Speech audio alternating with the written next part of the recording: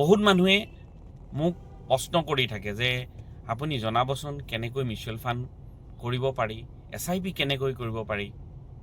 সেই উদ্দেশ্যে মই এই ভিডিঅ'টো বনাইছোঁ। তেওঁলোকে এই ভিডিঅ'টো চাই মিউচুৱেল ফাণ্ড কি হয়, মিউচুৱেল ফাণ্ড কেনেকৈ কৰিব পাৰি আৰু SIP কি হয় তাৰ বিষয়ে জানিব পাৰিব। মিউচুৱেল ফাণ্ড কি হয়? মিউচুৱেল ফাণ্ড এটা ফাণ্ড হয় য'ত আপোনাৰ মোৰ দৰে হাজাৰজন, লাখজন বা কোটি কোটি মানুহৰ পইচা থাকিব পাৰে। মিউচুৱেল ফাণ্ড এটা ফাণ্ড হয় য'ত বহুত মানুহ একেলগে থাকে, অৰ্থাৎ একেলগে ইনভেষ্ট কৰে। সেই ফাণ্ডটো হৈছে মিউচুৱেল ফাণ্ড। এই ফাণ্ডটো কেনেকৈ ক্ৰিয়েট হয়? এই ফাণ্ডটো ক্ৰিয়েট কৰে asset management company. Asset management company কি হয়? এছেট মেনেজমেণ্ট কোম্পানী হৈছে সেবিৰ দ্বাৰা এপ্ৰুভ এটা কোম্পানী যি মিউচুৱেল ফাণ্ড কালেকশ্যন কৰে, ফাণ্ড ক্ৰিয়েট কৰে আৰু সেই ফাণ্ডত কালেকশ্যন কৰে। কালেকশ্যন ক'ৰ পৰা কৰে? আপোনাৰ মোৰ নিচিনা বহুতৰ পৰা পইচা কালেক্ট কৰি সেই ফাণ্ডটো ৰেগুলেট কৰে। আৰু এই মিউচুৱেল ফাণ্ড হৈছে আপোনাৰ কমপ্লিটলি ৰেগুলেটেড ৰিকগনাইজ ইনভেষ্টমেণ্ট। ইয়াত ইনভেষ্ট কৰিবলৈ আপুনি কেতিয়াও ভয় কৰিব নালাগে, আপুনি কৰিব পাৰে। কিন্তু ইয়াতে মাৰ্কেট ৰিস্ক ডেফিনেটলি থাকে। এতিয়া এছেট মেনেজমেণ্ট কোম্পানীয়ে ফাণ্ডটো ক্ৰিয়েট কৰিলে, ফাণ্ডটো কালেকশ্যন কৰিলে, ফাণ্ডটো লৈ গ'ল, ঠিক আছে। এতিয়া ফাণ্ডটো ক'ত ইনভেষ্ট কৰিব? সেই ইনভেষ্ট কৰিবৰ কাৰণে তেওঁলোকে কিছুমান ষ্ট্ৰেটেজি এপ্লাই কৰে আৰু সেই ফাণ্ডটোৰ কাৰণে নিৰ্দিষ্ট একোজন ফাণ্ড মেনেজাৰ থাকে। আৰু ফাণ্ড মেনেজাৰ এজন হ'লেও কিন্তু সেই এনেকুৱা নহয় যে এজন ফাণ্ড মেনেজাৰে গোটেইখিনি চায়। সেই ফাণ্ড মেনেজাৰৰ লগত এটা এণ্টায়াৰ টীম থাকে। টীমটোত ধৰক এনালিষ্ট থাকিব, ইকনমিষ্ট থাকিব, মাৰ্কেট এনালাইজাৰ থাকিব, বহুত ধৰণৰ ষ্ট্ৰেটেজি প্লেনাৰ থাকিব, বহুত ধৰণৰ ষ্টাফ থাকে, বহুত ধৰণৰ এমপ্লয়ী থাকে।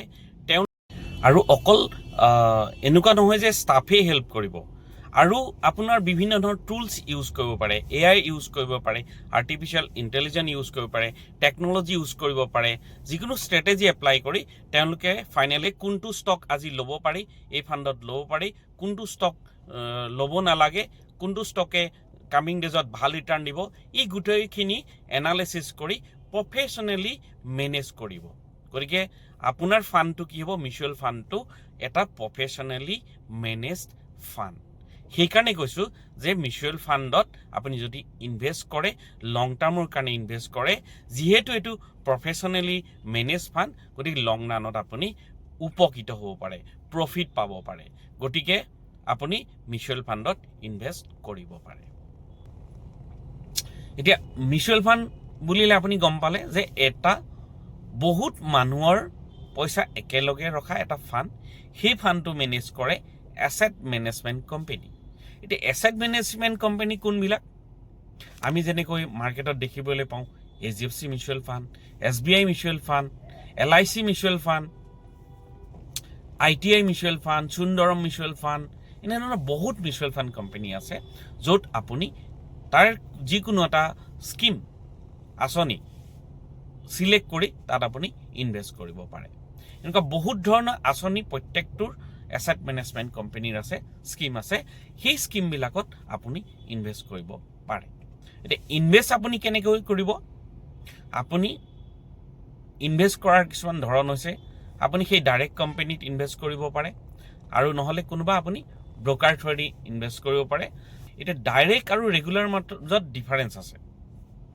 ডিফাৰেঞ্চ এটাই, ডাইৰেক্ট আপুনি ডাইৰেক্ট ইনভেষ্ট কৰিব, কোনো ব্ৰকাৰ থ্ৰুৱেদি নকৰে। আৰু ৰেগুলাৰ যিটো কৰিব, সেইটো ৰেগুলাৰটো আপুনি ৰেগুলাৰ গ্ৰ'থটো কোনোবা ব্ৰকাৰ থ্ৰুৱেদি কৰিব। সেই ব্ৰকাৰ কোন হ'ব পাৰে? সেই ব্ৰকাৰ হ'ব পাৰে আপোনাৰ বেংক বা কোনোবা কোম্পানী বা কোনোবা ইণ্ডিভিজুৱেল। আৰু ডাইৰেক্ট যদি কৰে আপুনি ডাইৰেক্ট কৰিলে, আৰু কোম্পানীত গৈ আপুনি ডাইৰেক্ট ইনভেষ্টমেণ্ট কৰিব পাৰে। মিউচুৱেল ফাণ্ডত এনেধৰণে ইনভেষ্ট হয়। মিউচুৱেল ফাণ্ড কোম্পানীবিলাকৰ বহুত ধৰণৰ ফাণ্ড থাকে। কিছুমান ফাণ্ড থাকে হাইলি ৰিস্ক হয়, কিছুমান মডাৰেট ৰিস্ক, কিছুমান ল' ৰিস্ক, আৰু কিছুমান আপুনি পাব ফিক্স আৰ্নিং, কিছুমান স্কিম, কিছুমান ফাণ্ড, কিছুমান আঁচনি। আপুনি যদি ৰিস্ক ল'ব পাৰে তেতিয়াহ'লে হাইলি ৰিস্কটো ল'ব পাৰে, যিটো ৰিক্সি হয় বাট ৰিটাৰ্ণ ইজ হাই আৰু কিছুমান আছে মডাৰেট ৰিক্স সেই মডাৰেট ৰিক্স থকা ফাণ্ডো আপুনি ল'ব পাৰে য'ত আপোনাৰ ৰিক্সটো মডাৰেট হ'ব মানে হাই ৰিক্স নহয় মডাৰেট ৰিক্স হ'ব আৰু কিছুমান ল' ৰিক্স ফাণ্ড থাকে তাত আপোনাৰ ৰিক্সটো একেবাৰে ল' হ'ব গতিকে এই তিনিটা কেটেগৰী পাব পাৰে তাৰোপৰি আপুনি কিছুমান ফিক্স আৰ্নিং মিউচুৱেল ফাণ্ড আছে য'ত এটা ফিক্স আৰ্নিং আপুনি পাই থাকিব তেনেকুৱা ধৰণৰ মিউচুৱেল ফাণ্ড আছে আপুনি হয়তো শুনিছে বহুত এনেকুৱা ধৰণৰ মিউচুৱেল ফাণ্ড আছে আজি এই ভিডিঅ'টোত মই সকলো ডিছকাছ কৰিব নোৱাৰিম টাইম টু টাইম মই এনেকুৱা ভিডিঅ' লৈ আহিম আপোনালোকৰ মাজলৈ যাতে আপোনালোকক মই কিছু কথা জনাব পাৰোঁ এতিয়া এই স্কিমবিলাক আপুনি নিশ্চয় শুনিছে যে আপুনি multi Cape flexi cap large cap mid cap small cap large and mid cap hybrid equity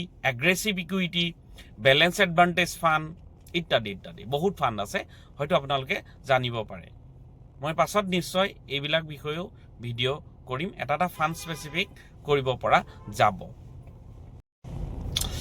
এতিয়া নিশ্চয় আপুনি গম পাইছে যে মিউচুৱেল ফাণ্ড কি হয় এতিয়া মই আহোঁ SIP ছেগমেণ্টলৈ SIP কি হয় SIP হৈছে চিষ্টেমেটিক ইনভেষ্টমেণ্ট প্লেন যিটো এটা মিউচুৱেল ফাণ্ডৰে অংগ হয় এতিয়া আপুনি দুটা কেটেগৰীত আপুনি মিউচুৱেল ফাণ্ড কৰিব পাৰে এক নম্বৰ আপোনাৰ হাতত যদি পইচা একেলগে সৰহকৈ পইচা আছে তেতিয়াহ'লে আপুনি লামচাম কৰিব পাৰে আৰু যদি আপোনাৰ হাতত কম পইচা আছে আপোনাৰ এটা মান্থলি আৰ্নিং ফ্ল' আছে তেতিয়াহ'লে আপুনি অলপ অলপকৈ ইনভেষ্ট কৰিব পাৰে তাক ক'ব আপুনি সেই ফাণ্ডটোকে সেইটোকে কোৱা যাব আপোনাৰ SIP অলপ অলপকৈ যদি পইচা আহে সেইটোকে কোৱা যাব SIP গতিকে আপুনি মান্থলি অলপ অলপ পইচা দি থাকিব লং টাৰ্মৰ কাৰণে কৰিব এই ক্ষেত্ৰত মই এটা ছাজেশ্যন দিওঁ আপোনালোকক আপুনি যদি মিউচুৱেল ফাণ্ডত ইনভেষ্ট কৰিছে কেতিয়াও শ্বৰ্ট টাৰ্ম ইনভেষ্টমেণ্ট নকৰিব অলৱেজ গ' ফৰ লং অৰ্থাৎ আপুনি সদায় লং টাৰ্মৰ কাৰণেহে ইনভেষ্টমেণ্টটো কৰিব যদি শ্বৰ্ট টাৰ্মৰ কাৰণে ইনভেষ্ট কৰে মিউচুৱেল ফাণ্ডত আপোনাৰ যিখিনি উইচ সেইখিনি ফুলফিল নহ'ব যদি লং টাৰ্মৰ কৰে লং টাৰ্ম বুলি ক'লে মিনিমাম আপুনি 10 to 15 years 5 years কৰিব পাৰে কিন্তু মই ছাজেষ্ট কৰিম যে 10 to 15 yearsৰ কাৰণে যদি মিউচুৱেল ফাণ্ড কৰে ডেফিনেটলি এটা বহুত ভাল ৰিটাৰ্ণ পাব পাৰিব এতিয়া আহোঁ আমি SIP লৈ তো SIP কি হয় আপোনালোকে গম পালে SIP মান্থলি এটা এমাউণ্ট আপুনি নিৰ্দিষ্ট এটা এমাউণ্ট মাহৰ এটা দিনত আপুনি দি থাকিব সেইটো মান্থলি আপোনাৰ সেই নিৰ্দিষ্ট ডেটটোতে আপোনাৰ একাউণ্টৰ পৰা ডিডাক্ট কৰি লৈ যাব ই হৈছে চিষ্টেমেটিক ইনভেষ্টমেণ্ট প্লেন একেলগে আপোনাৰ পইচা থাকিলে লামচাম আপুনি দি দিলে আৰু SIP হৈছে আপোনাৰ মান্থলি আপোনাৰ একাউণ্টৰ পৰা পইচাটো গৈ থাকিব তাৰ কাৰণে আপুনি কি কৰিব লাগিব তাৰ কাৰণে আপুনি আপোনাৰ বেংক একাউণ্টটো লিংক কৰিব লাগিব সেই মিউচুৱেল ফাণ্ড কোম্পানীৰ সেই স্কিমটোৰ লগত আপোনাৰ সেই নিৰ্দিষ্ট ডেটত যিটো এমাউণ্ট আপুনি মিনিমাম 1000ৰ পৰা কৰিব পাৰে আপুনি 2000 3000 5000 আনলিমিটেড এমাউণ্টলৈকে SIP কৰিব পাৰে তো গতিকে যিটো এমাউণ্ট আপুনি ফিক্স কৰে যে মই 5000 টকাকে SIP কৰিম বা 1000কে মই SIP কৰিম তো 1000 টকাকে SIP কৰিম বুলি যদি আপুনি কয় সেই 1000 SIP এমাউণ্টটো আপোনাৰ বেংকৰ লগত ৰেজিষ্টাৰ হৈ যাব আপুনি নিৰ্দিষ্ট কোম্পানীটোক যদি দি দিয়ে সেই কোম্পানী সেইটো ৰেজিষ্টাৰ কৰি দিব এটা মেণ্ডেট ক্ৰিয়েট কৰিব সেই মেণ্ডেটৰ থ্ৰুৱেদি আপোনাৰ একাউণ্টৰ পৰা আপুনি যিটো ডেট ফিক্স কৰিব সেই ডেটটোত আপোনাৰ সেই নিৰ্দিষ্ট এমাউণ্টটো প্ৰত্যেক মাহৰ সেম ডেটত কাটি গৈ থাকিব তেনেধৰণে আপোনাৰ কৰ্পাছটো বাঢ়ি গৈ থাকিব আপোনাৰ ইনভেষ্টমেণ্ট এমাউণ্টটো বাঢ়ি গৈ থাকিব আৰু এটা সময়ত এটা আপোনাৰ বিগ ভেলু হৈ যাবগৈ এতিয়া সেই SIPটো কৰিবলৈ হ'লে আপুনি যদি ফিজিকেল কৰে এখন কমন এপ্লিকেশ্যন আছে লগত এখন SIP ফৰ্ম আছে দুইখন ফৰ্ম ফিল আপ কৰি দিব লাগিব আৰু এখন মেণ্ডেট ফৰ্ম আছে বেংক মেণ্ডেট আপোনাৰ এমাউণ্টটো ফিক্স এটা এমাউণ্ট কাটি থাকিবৰ কাৰণে এখন বেংক মেণ্ডেট ফৰ্ম সেইখন আপুনি ফিল আপ কৰি চাইন কৰি দিব লাগিব ফিজিকেল যদি দিয়ে সেই ফিজিকেলখিনি তাত আপোনাৰ প্ৰচেছ হৈ আপোনাৰ SIPটো ৰেজিষ্টাৰ্ড হ'ব আৰু আপুনি চেক কৰিব লাগিব বেংক মেণ্ডেটটো একচেপ্ট হৈছে নে ৰিজেক্ট হৈছে সেই বেংক মেণ্ডেটটো একচেপ্ট হোৱাৰ পাছত আপোনাৰ প্ৰত্যেক মাহৰ সেই নিৰ্দিষ্ট ডেটটোত আপুনি যিটো ডেট প্ৰিফাৰ কৰিব সেই ডেটটোত আপোনাৰ এমাউণ্টটো কাটি গৈ থাকিব আৰু তেনেধৰণে আপোনাৰ পইচাটো জমা হৈ গৈ থাকিব আৰু যদি মই সদায় সাজেষ্ট কৰি আছো যে মই এতিয়াও কওঁ যে আপুনি যদি মিউচুৱেল ফাণ্ড কৰিছে গো ফৰ লং টাৰ্মৰ কাৰণে ইনভেষ্ট কৰক তেতিয়াহে মিউচুৱেল ফাণ্ডত বেনিফিট পাব long term means minimum 10 years